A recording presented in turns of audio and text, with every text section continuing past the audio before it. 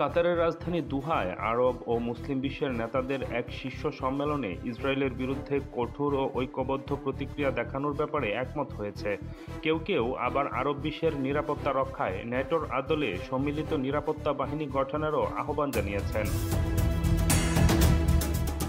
রোববার ও সোমবার আরব লীগ ও ইসলামিক সহযোগিতা সংস্থা ওআইসির সদস্য দেশগুলো আরব ইসলামিক শীর্ষ সম্মেলনে মিলিত হয়।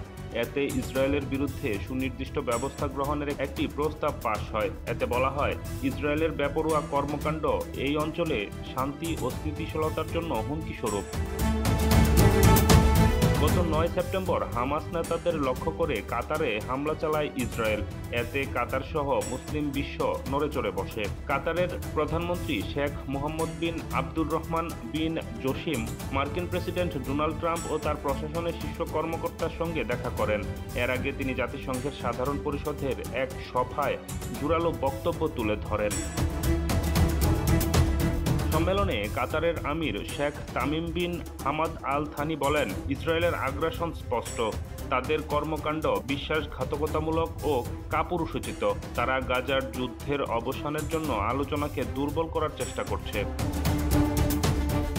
ইরাকের প্রধানমন্ত্রী মোহাম্মদ শিয়া আল সুদানি আরব ও ইসলামী রাষ্ট্রগুলোর সম্প্রদায়ের জন্য ন্যাটোর আদলে প্রতিরক্ষা বাহিনী গঠনের আহ্বান জানিয়েছেন।